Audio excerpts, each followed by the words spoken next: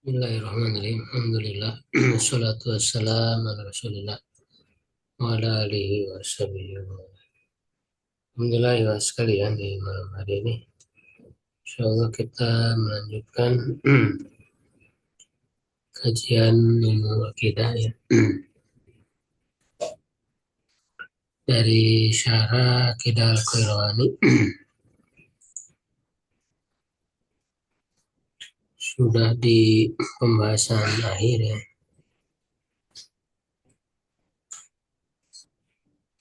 Yaitu judulnya taat kepada para pemimpin dan pemimpin muslim ya dan para ulama.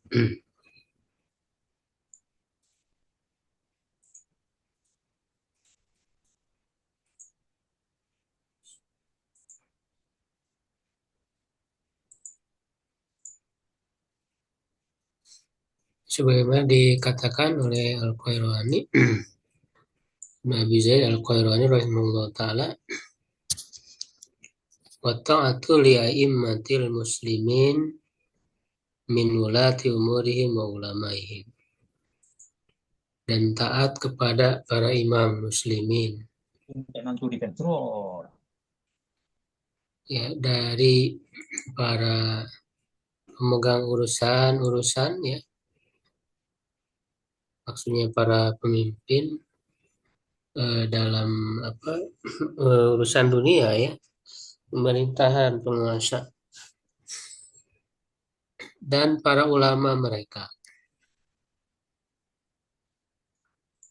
Jadi ini digabung antara para pemimpin ya, ulil amri ya. Ini mana dari ulil amri ya, para pemimpin, para penguasa, dan para ulama. Ya, jadi imam di sini kan mencakup para imam pemerintahan ya dalam urusan dunia, dan para imam ya, para ulama artinya pemimpin dalam agama ya, dalam ilmu agama,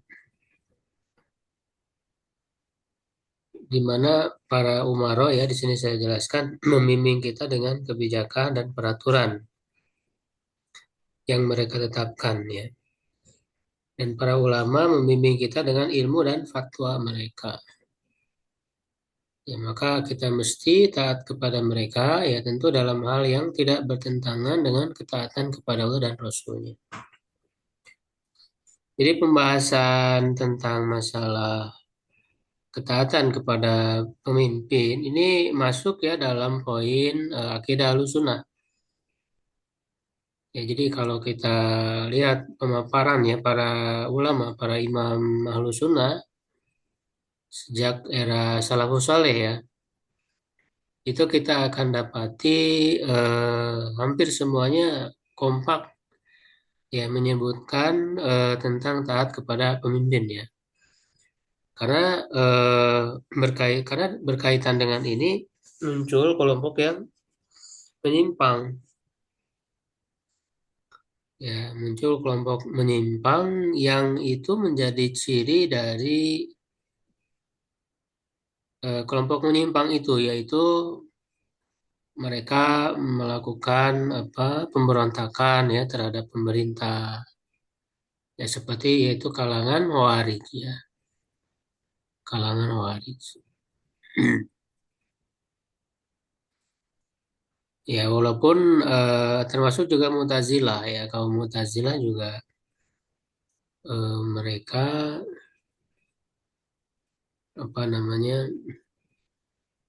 mengkafirkan ya, dan juga memberontak ya. Dan juga sebaliknya ya, dari kaum Khawarij ini adalah kalangan Murji'ah ya, yang justru berlebih-lebihan ya terhadap para pemimpin, para penguasa itu. Nah, jadi kita harus mengetahui di mana posisi Ahlussunnah ya, di mana akidah Ahlussunnah ya dalam masalah kepemimpinan. Oleh karena itu para ulama, imam ahlus sunnah itu mereka menjelaskan ya secara kompak ya di dalam pemaparan-pemaparan akidah ya atau yang dikenal dengan usul sunnahnya ya. Nah, di antaranya ya termasuk dalam matan Al-Qairani ini ya. Kalau kita baca ya usul sunnah dari misalnya Imam Ahmad ya dan juga pemaparan ya, ulama-ulama lain ya seperti Sufyan Ats-Tsauri ya, Al-Auza'i dan sebagainya itu mereka hampir ya semuanya membahas masalah ini. Nah, ini berdasarkan ayat ya surat An-Nisa ayat 59. A'udzubillahi minasyaitonirrajim. Ya ayyuhalladzina amanu atiiullaha wa atiiur rasul wa ulil amri minkum. Wahai orang beriman, taatlah kepada Allah dan taatlah kepada Rasul dan ulil amri di antara kalian.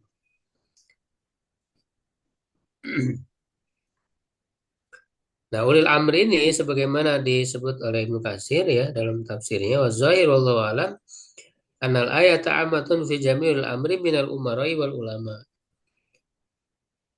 Ya, yang nampak yang kuat atau yang jelas ya wallahu alam bahwa ayat ini umum ya pada seluruh ulil amri baik para ulama umaro dan para ulama ya.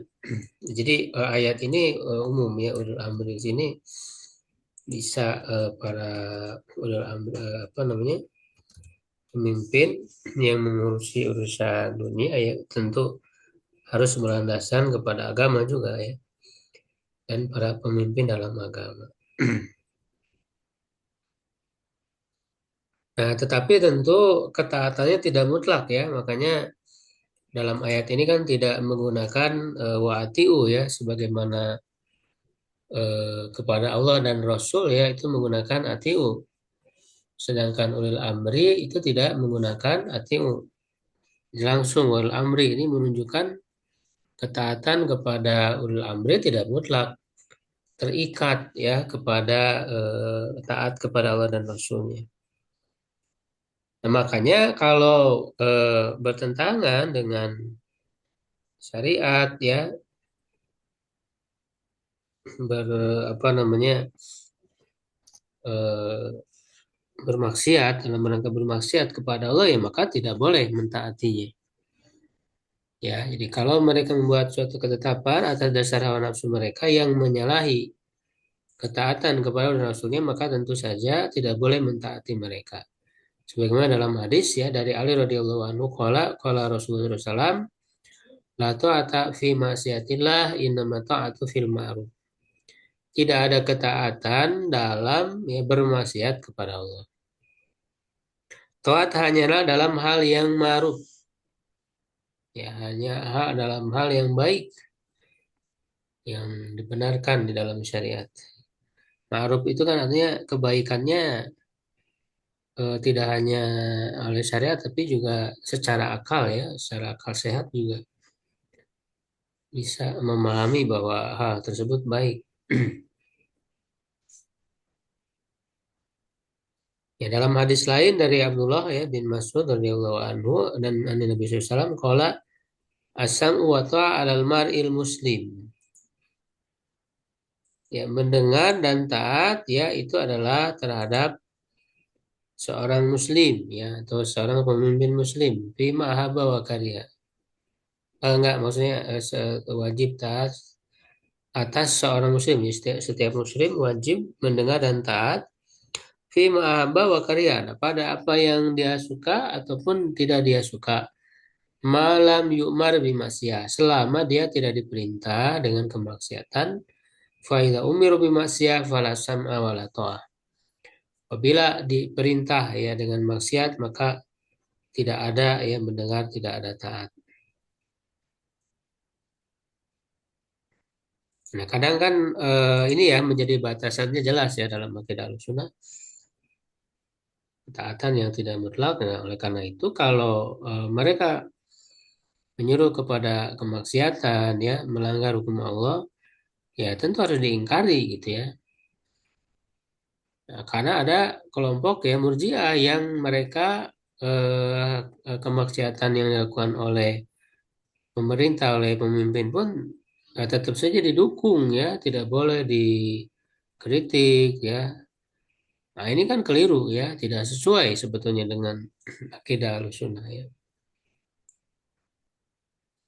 Nah, juga selama mereka muslim ya dan tidak memerintahkan kepada kemaksiatan, maka wajib taat kepada mereka dan tidak keluar dari pemerintahan mereka. Nah, meski ada kezaliman yang mereka lakukan, kita berusaha untuk bersabar atas kezaliman mereka.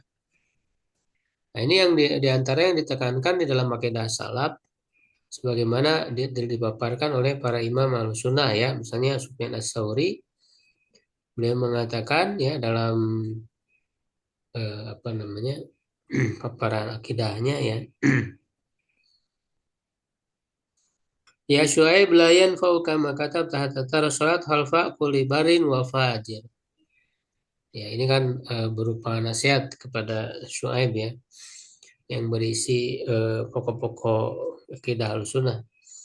Tidak bermanfaat bagimu apa yang kau tulis ini ya sampai kau memandang ya ataupun apa namanya berpendapat memegang ya pendapat bolehnya ya sholat atau tetap berlakunya sholat.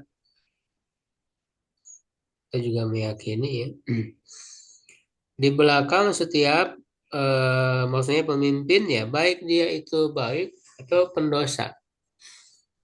Nah, dan juga jihad ya tetap berlaku sampai hari kiamat dan bersabar di bawah bendera pemimpin ya baik dia itu zalim maupun adil. Nah, jadi di sini syaratnya dia harus muslim ya, dia harus muslim. Nah, meskipun ada kezaliman, ya tetap kita harus mentaati ya tentu dalam hal-hal yang ma'ruf tadi. Ya meskipun pemimpin itu melakukan kezaliman. Ya begitu dia yang dikatakan oleh Imam Ahmad ya dalam sunahnya yang dikutip oleh Al-Lalakai dalam kitab Syarah Usul I'tiqad Ahlussunnah wal Jamaah. Wasam wa ta'lil a'imma wa amirul mukminin al-barri wal fajir. Nah, Qairani pun menerangkan dalam kitab beliau yang lain yaitu kitab Jami ya. Wa kullu man waliya amral muslimin an ridwan aw an ghalabah. Setiap orang yang memimpin ya, urusan kaum muslimin baik melalui keridhaan dari mereka maupun melalui kekuasaan yang mengalahkan. Fashtaddat wat'atuhu min barin aw fajir. Lalu ia menjadi penguasa yang kuat ya baik ia orang yang soleh maupun yang fasik. Falayuh roju alaihi ya maka tidak boleh memberontak terhadapnya artinya keluar ya dari pemerintahannya. Ya jaro adalah ya baik dia zalim ataupun adil. Ya wa yugza ma'hul adu ya diperangi bersamanya ya terhadap musuh. Wa yuhajjul bait ya dilaksanakan ibadah haji ke Baitullah. Ya karena kan mereka tetap mengurusi ya hal ini. Pada sedekah ilaihim ya membayar zakat kepadanya dianggap sah jika yang ilaihim mudziyatun idza talabuha ya, jika ia memintanya atau mereka memintanya. Khalfa wa tusalla khalfahum jumu'ah wal idan. Ya dilaksanakan sholat di belakang mereka ya sholat Jumat dan juga sholat dua id ya dua hari raya. Nah, kenapa kita harus tetap taat ya kepada para pemimpin kaum muslimin walaupun mereka melakukan kezaliman? Ya, meskipun karena memang sesuai dengan perintah Nabi SAW ya, hal ini tiada lain untuk mencegah kemungkaran yang lebih besar ya. Karena kalau memberontak ya justru akan melahirkan kemadaratan yang lebih besar. Ya, kalau mau mengkudeta misalnya menggulingkan pemerintahan itu kan tentu akan madarat lebih besar ya, akan terjadi perangan di mana mereka punya kekuatan ya sehingga bisa akan muncul banyak korban ya. Kemudian juga belum tentu nanti akan mendapat pengganti ya yang lebih baik. Apa namanya ketika keluar dari pemerintahannya pun ya misalnya kan beralih kemana kan belum tentu juga ya ada yang lebih baik.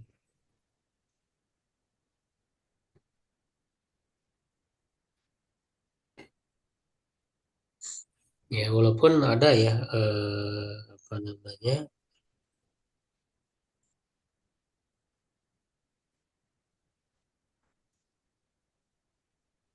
ada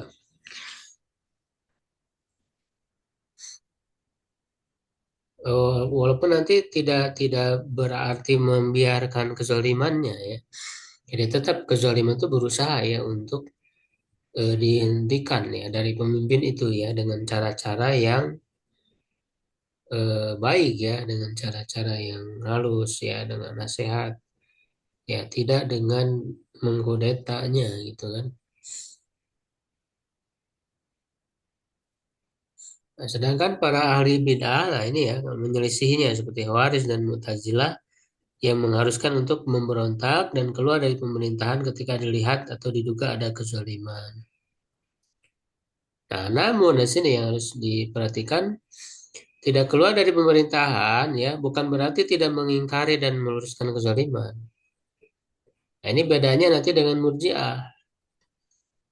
Karena hal tersebut juga penyimpangan dari Ahlussunnah seperti yang dilakukan oleh kalangan Murji'ah. Ya maka bagi Ahlussunnah tetap wajib mengingkari kezaliman dan berusaha untuk meluruskan kezalimannya sesuai kemampuan. Ya sebagaimana kan dalam hadis ya adinun nasiha. Ya agama itu nasihat itu ketika ditanya ya kepada siapa? Kepada Allah, kepada kitabnya, rasulnya, dan para pemimpin kaum muslimin dan rakyat. Ini maknanya punya makna sendiri ya. Nah, nasihat ya kepada Allah. Ya dengan nasihat itu kan irodatul khair ya, iroda menginginkan kebaikan ya lil ghair kepada yang lain, kepada pihak lain itu makna dari nasihat. Sehingga dia maknanya umum ya. Di setiap bentuk keinginan ya untuk adanya kebaikan eh, atau memberikan ya perhatian ya kepada yang lain, peduli kepada yang lain ya, maka itu nasihat. Ketika disebut nasihat kepada Allah ya artinya apa hal-hal yang baik ya untuk bersikap kepada Allah yaitu beriman ya taat ya mendekatkan diri ya kepada Allah dan seterusnya itu nasihat kepada Allah maknanya itu. Kepada kitabnya ya artinya kita harus memberikan perhatian kepada kitab Allah ya kepada Al-Quran, membacanya, mempelajarinya, memahaminya, ya mengamalkan, mengajarkan dan seterusnya. Kepada Rasulnya kita beriman, membela ya Rasulullah, menjalankan sunnahnya, meneladaninya dan sebagainya. Nah, kepada para pemimpin kaum muslimin ya artinya termasuk apa meluruskan kesalahannya, memberikan masukan-masukan ya kepada mereka, menegur dan sebagainya. Ya kepada rakyat ya juga memberikan ya perhatian, mengarahkan mereka ya amar ma'ruf nahi mungkar dan sebagainya. Jadi nasihat itu tergantung pihak ya maknanya tergantung pihak yang itu juga. Intinya secara umum iradatul khair ya iradatul khair lil ghair menginginkan atau bersikap baik kepada yang lain. Dan dalam hadis lain ya sebaik-baik jihad ya adalah menyampaikan kalimat keadilan dan kebenaran di hadapan penguasa yang zalim. Abdul jihad kalimatu adlin indah sultan jair. Ya, nah, jadi tetap ya kita harus mengoreksi, harus mengkritik ya pada ya pemerintahan yang zalim ya mengingkari kezalimannya. Nah, ini bagian dari akidah Ahlussunnah ya, karena ada sebagian orang yang tidak boleh ya mengkritik pemerintah ya, keliru. Justru kezaliman itu harus diluruskan ya, yaitu baik tadi dalam makna nasihat ya, ataupun ya dalam hadis ini ya sebaik-baik jihad.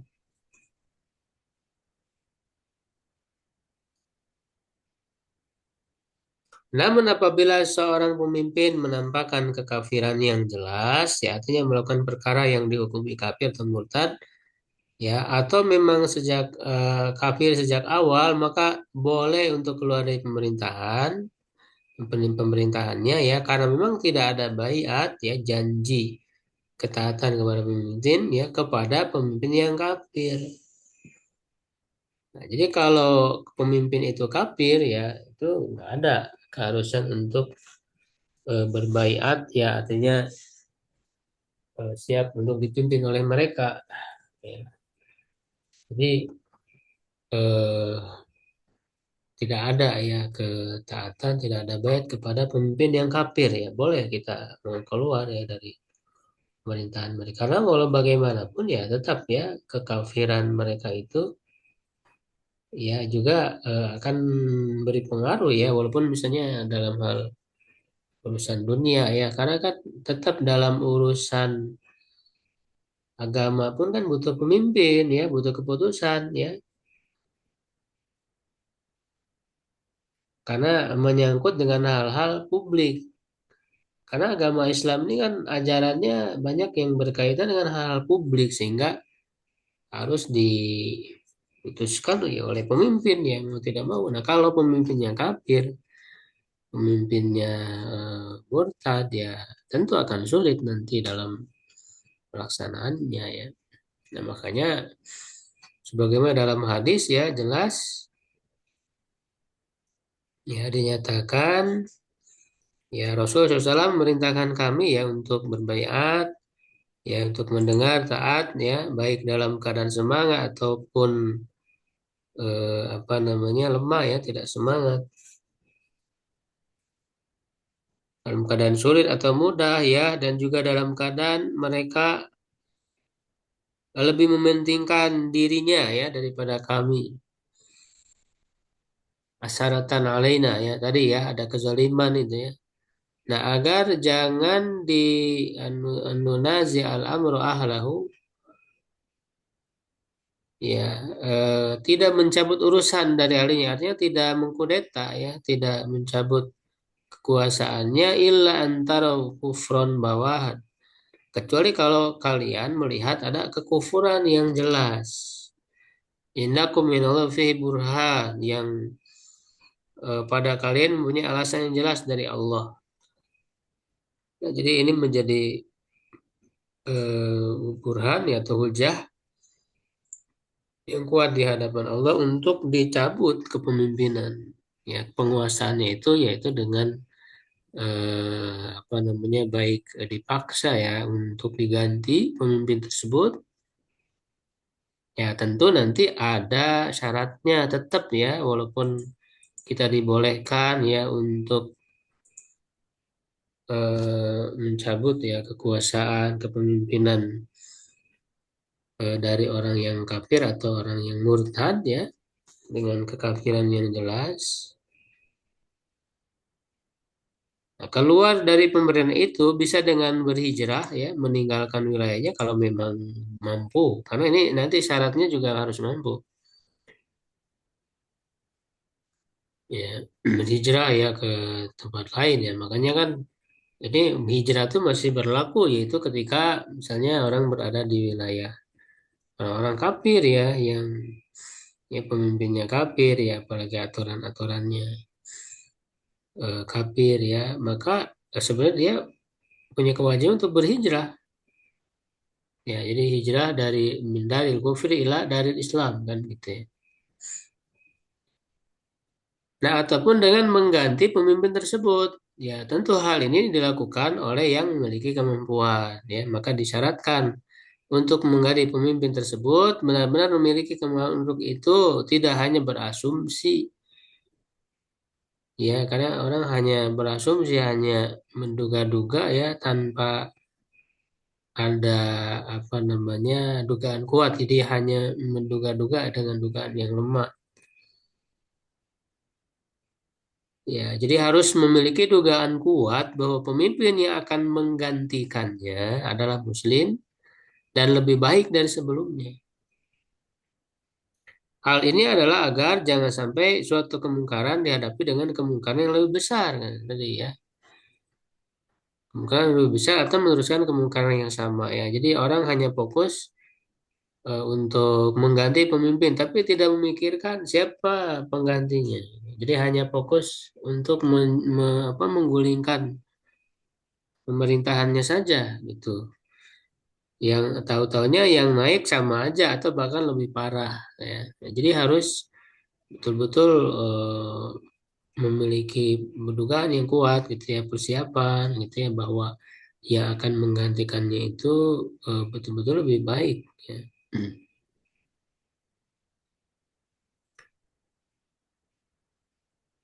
Nah, jika tidak memiliki kemampuan, maka ia dibolehkan untuk tetap berada di bawah pemerintahannya ya, taat kepadanya dalam perkara kemaslahatan duniawi saja.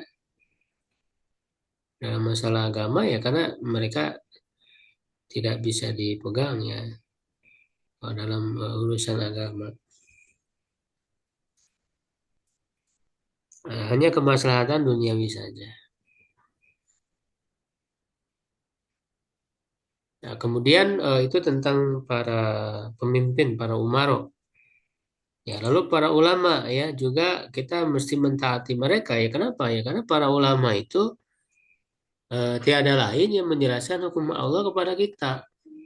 Jadi ulama itu kan bukan membuat hukum, tapi menyingkap hukum ya dari Al-Quran dan Sunnah ya.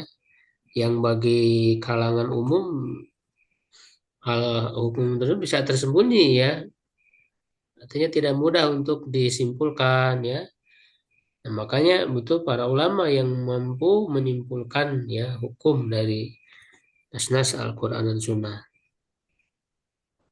Ya kan sebagaimana dalam ayat ya walau ruddu ya ila rasul wa ila ulil amri la alimahul ladzina yastanbitunahu minkum ya. Jadi maka akan diketahui oleh orang-orang yang melakukan istinbat ya untuk menyimpulkan ini para ulama. Nah, jadi tidak semua hukum-hukum itu bisa dipahami secara jelas ya karena ada hukum yang tersembunyi apalagi yang tidak secara jelas disebutkan dalam Quran dan Sunnah ya di kasus-kasus baru ya perkara-perkara baru. Nah itu butuh penyimpulan hukum nah, sehingga itulah yang mampu dilakukan oleh para ulama. Ya, nah, maka sudah dengan ilmu mereka juga kita mengetahui agama Allah, maka sudah selayaknya menghormati dan memuliakan mereka. Karena memang Allah setelah memuliakan dan mengangkat derajat ya dalam Al-Qur'an kan yarfa'illahu ladzina amanu minkum walladzina utul ilma darajat. Diangkat derajat ulama itu. Ya, bahkan apa namanya? Yang mampu menyaksikan keesaan Allah. Syahidallahu wa annahu la ilaha illa huwa wal malaika wa ulul ilmi. Ya, jadi menyaksikan keesaan Allah itu Allah sendiri yang pertama, kemudian para malaikat dan para ahli ilmu, para ulama. Jadi ini sudah ditinggikan derajatnya ya, maka sudah semestinya kita memuliakan mereka. Ya, dan dalam ayat ya fasalu ahla bertanyalah kepada ahli ilmu, ahli zikir di sini.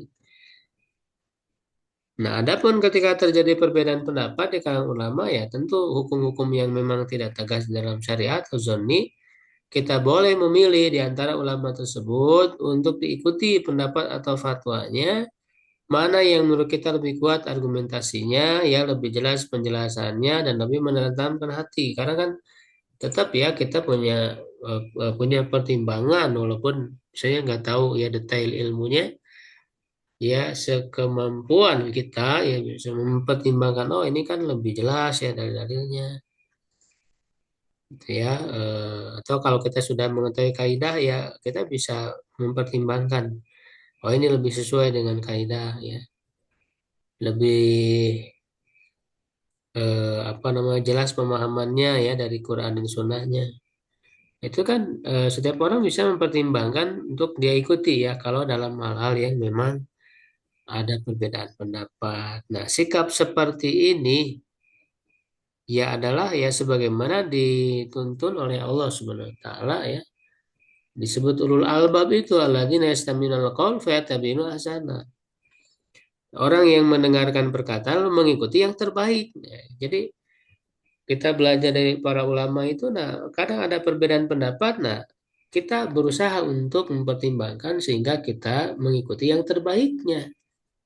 Nah ini yang sifat yang dipuji oleh Allah, makanya dalam hal ini tidak boleh ya bertaklid, tidak boleh taklid buta hanya ke ulama itu saja gitu.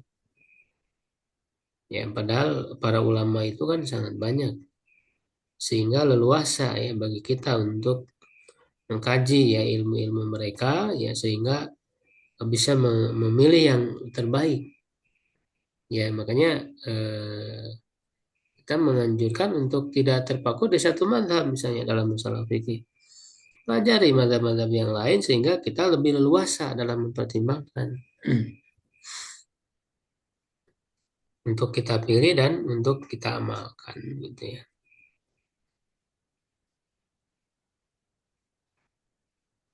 Ya, satu poin lagi ya mungkin di mungkin satu pertemuan lagi insya Allah kita selesaikan. Jadi ada 3 poin pembahasan lagi. Jadi sekarang kita dua poin pembahasan. Itu mengikuti salafus saleh ya. Beliau mengatakan watibau salafus saleh waktifau atharihim wa istighfari lahum. Mengikuti salafus saleh dan menafaki ya jejak-jejak mereka dan memohonkan ampun untuk mereka. Nah, jadi jelas ya karena yang jadi patokan akidah Ahlussunnah itu siapa ya? Salafus saleh. Maka harus diketahui ya bagaimana akidah mereka, bagaimana ibadah mereka dan seterusnya ya.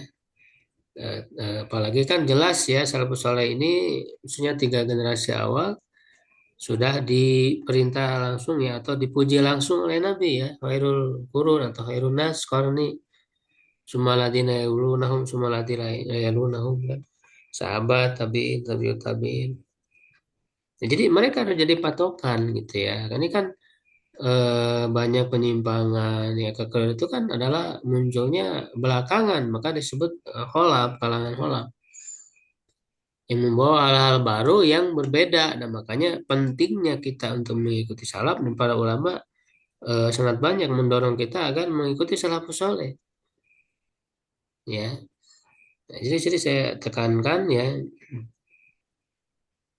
Jadi memang sebuah keharusan ya mengikuti manhaj atau cara beragama ya metode salafus saleh itu. Ya, nah, bahkan hal-hal yang sudah menjadi ijma ya di kalangan mereka ya seperti pokok-pokok akidah Ahlussunnah yang kita bahas dalam buku ini.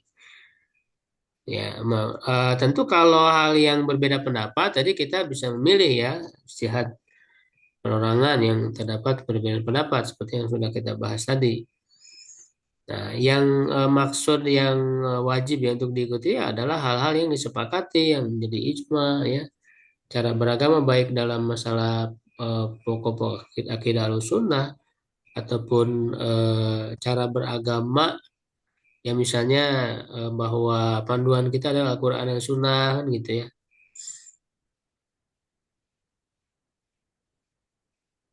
Tidak mendahulukan yang lain, tidak mendahulukan akal ya, atau eh, perasaan dan sebagainya. Itu kan manhaj salafus saleh yang seperti itu. Jadi hal ini penting ditekankan karena memang muncul banyak penyimpangan dan kesesatan adalah karena membuat hal baru ya atau bid'ah yang keluar dari manhaj para salafus saleh. Nah, sejak awal juga banyak ya para ulama bahkan sejak para sahabat sendiri menekankan ya untuk mengikuti salafus saleh. Misalnya Hudzaifah bin Al-Yaman radhiyallahu anhu ya seorang sahabat Beliau mengatakan kalau ibadah lam yata'abbada ashabu Muhammad fala ta'abbaduha. Setiap ibadah yang tidak dilakukan oleh para sahabat Nabi maka jangan melakukan. Nah, ini menunjukkan adanya kebidahannya. Nanti di poin terakhir juga akan dibahas ya secara khusus tentang masalah kebidahan. Fainal awal lam yadal lil akhiri maqalan. Karena sungguhnya generasi awal tidak lagi meninggalkan bagi generasi akhir ya perkataan-perkataan yang lain. Ya, jadi ya dalam hal-hal ibadah itu semua sudah dilakukan oleh salafus saleh itu jangan membuat hal baru. Ya, fatakullah ya ma'asyarul qura wa hudu bitariki man kana bitarik ini dengan jalan dengan metode. Ya, artinya manhaj ya. Ini yang disebut manhaj salaf itu kan di sini, manhaj salafus saleh itu. Ya, Ibnu Abbas juga ya pernah mengatakan ketika kepada kalangan Khawarij ya ketika beliau apa namanya berdebat ya.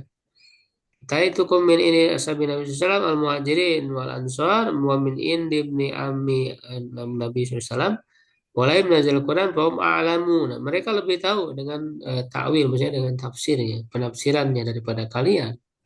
Nah, ini menunjukkan pemahaman salaf lebih mengetahui. Nah, ini bantahan juga sebenarnya kepada kalangan holaf ya yang mengatakan bahwa as-salaf aslam wal holaf ahkam atau a'lam. Ini kan sangat tidak benar ya. Ini menganggap mereka kalangan holaf itu lebih berilmu daripada salaf. Maka dalam perkataan ini menjadi bantahan justru kalangan salaf itu lebih berilmu daripada kalangan holaf.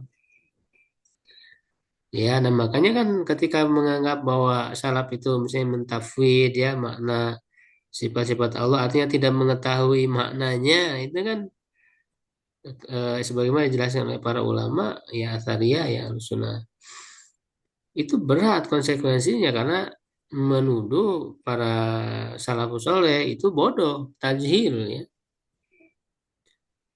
makanya mereka dengan enteng mengatakan ya as-salaf aslam wal khalaf alam.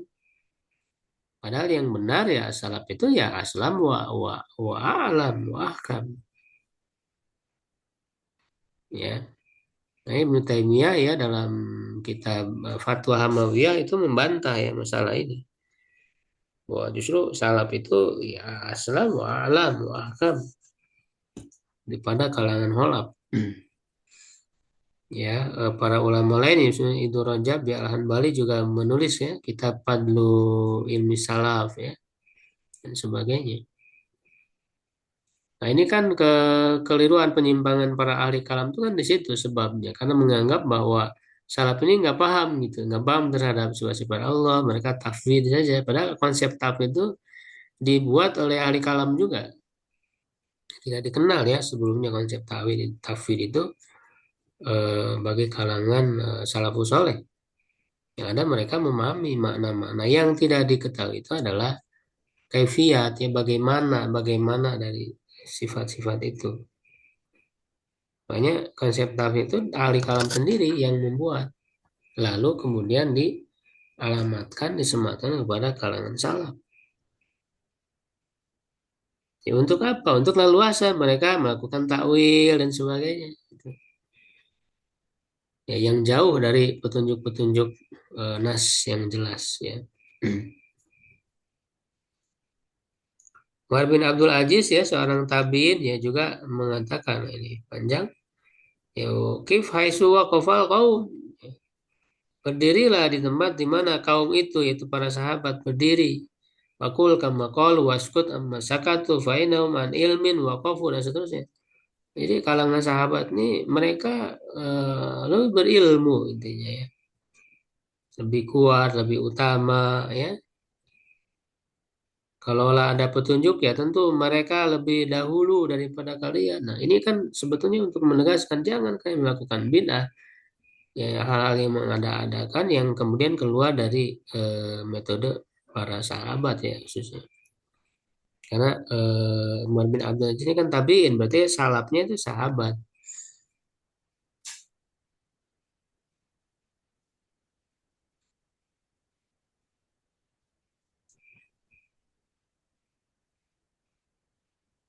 Imam Al-Auza'i juga ya mengatakan isbir nafsaka ala sunnah ya. Sabarkan diri di atas sunnah waqif haitsu waqafal qaum yang pimit. Wasluk sabila salafis saleh. Ya dan tempuhlah jalan ya metode para salafus saleh. Jadi tidak di fa'ina lam yudahar anhum hairun hubiya lakum dunahum. Tidak ada kebaikan yang disimpan dari mereka untuk diberikan kepada kalian gitu. Jadi karena orang menganggap eh, apa namanya hal-hal baru itu dianggap kebaikan oleh kalangan berikutnya ya padahal ya kata beliau kalau memang itu baik tidak akan disembunyikan ya tidak akan dihalangi dari kalangan salaf itu karena justru mereka lebih mulia lebih berhak ya dengan kebaikan tersebut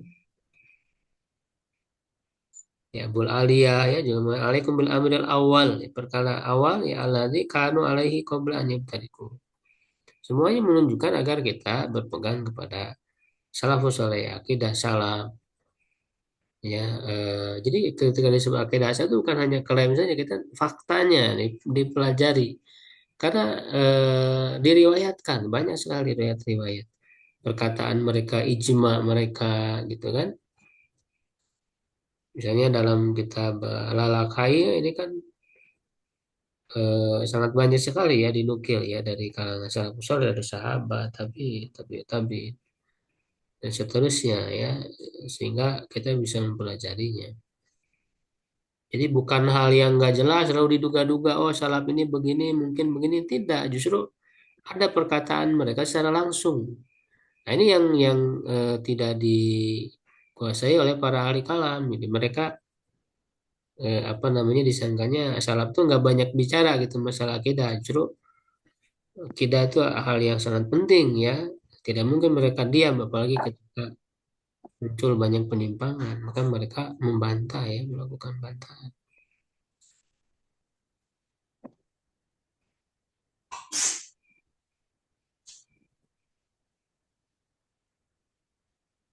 Ya, memohonkan ampun ya sebenarnya dalam ayat ini. Waladina jauh min ba'dihim yaqulun rabbana ighfir lana wa li ikhwanina alladziina sabaquna bil iman. Ya.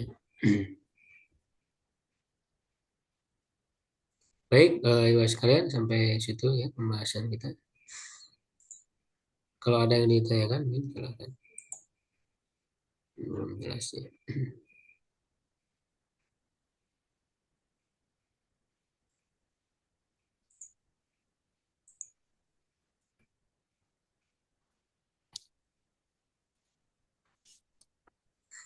Ya, baik kalau tidak ada kita cukupkan ya. Pertanyaan, Ustaz, pertanyaan. Ya, silakan. Pertanyaan, Ustaz. Terkait dengan taat kepada ulil amri yang tadi. Hmm. Apakah yang kita taati itu karena keislamannya atau sistem yang ia pakai dalam memimpin? Karena memang ada agak dilema, Ustaz. Kalau dia ada penyimpangan-penyimpangan tentu bertentangan dengan Islam ya, ya hadis yang dinun nasihat mungkin barangkali kita tetap harus lakukan. Termasuk Hmm. dengan hadis yang man ra'a minkum mungkaran itu bagaimana itu seterusnya untuk sebagai rakyat yang pemimpinnya muslim itu kan juga tidak mungkin diabaikan. Ya, Ini dalam betul. konteks apa dulu nih? Konsep kepemimpinan ketaatan kita kepada ulul amri itu sebagai seorang muslim apakah atau sebagai seorang pemimpin yang apa namanya yang menggunakan sistem Islam. Hmm. Ini mohon penjelasannya Ustaz.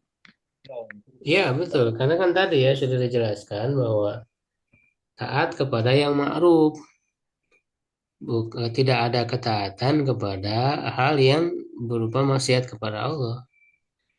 Ya, nah, jadi hal yang sifatnya ma'ruf yang merupakan ketaatan kepada Allah ya tentu dengan menjalankan hukum Allah kan, dengan menjalankan syariat Allah, baru ada ketaatan. Nah, kalau hal-hal yang jelas ya melanggar syariat Allah, bertentangan dengan syariat Allah, ya jelas tidak boleh mentaati. Ya baik dia pemimpinnya itu muslim ya ataupun non muslim nah, apalagi non muslim gitu Ya, yang jelas-jelas mereka tidak bersyahadat, tidak ada komitmen dalam Islam. Ya, itu jadi yang paling utama itu dalam hal ketaatan kepada Allah ya, taatnya itu ya artinya adalah dengan menjalankan syariat. Nah, cuman kan kadang walaupun pemimpin apa namanya tidak secara terang-terangan gitu menyatakan oh saya menjalankan hukum Allah gitu ya. Tapi dalam kebijakan misalnya ada kemaslahatan ya sebenarnya kan eh, misalnya hal-hal yang sifatnya kemaslahatan ya termasuk untuk dunia itu juga kan adalah yang dituju oleh syariat ya. Syariat kan punya tujuan memberi kemaslahatan ya dalam hal keduniaan. Ya, dalam hal-hal yang memang tidak bertentangan gitu ya dengan syariat. Ya, mengurus dunia itu kan bisa banyak apa namanya ya inovatif ya perkembangan pengetahuan dan sebagainya yaitu eh, bisa bagaimanapun ya caranya dalam mengelola ya mengurus dunia yang penting tidak bertentangan dengan syariat. Di dalam hal keduniaan kan kata Rasul kan lebih tahu gitu ya. Ya dalam hal-hal yang seperti itu yang tidak bertentangan ya kita sebagai rakyat tetap gitu ya untuk mentaati. Nah, walaupun tadi dalam hal-hal kezalimannya ya kita tidak tidak boleh membiarkan ya harus berusaha sekemampuan kita. Ya, berusaha sekemampuan kita karena tadi ya menjalankan perintah untuk mengingkari ya kemungkaran ya atau menghentikan kezaliman. Tetap ada kewajiban itu gitu kan. Tidak boleh diam ya sama kayak kayak hadis tadi man ra'a minkum munkaron tetap tidak boleh dibiarkan ya sekemampuan kita. Ya, cuman tadi harus melihat jangan malah bisa menimbulkan kemungkaran yang lebih besar. Nah, itu juga tidak boleh ya dengan melakukan anarkis dan sebagainya ya justru malah bisa menimbulkan madorot yang lebih besar. Itu yang tidak boleh gitu. Ya, seperti itu. Allah Alam. Cara nikah ya. Syukur Ustaz. Baik, cukup ya, insya Allah. Syukran ala ihtimamikum. Qul qouli hadza, astagfirullahaladzim. Assalamualaikum warahmatullahi wabarakatuh. Waalaikumsalam warahmatullahi wabarakatuh.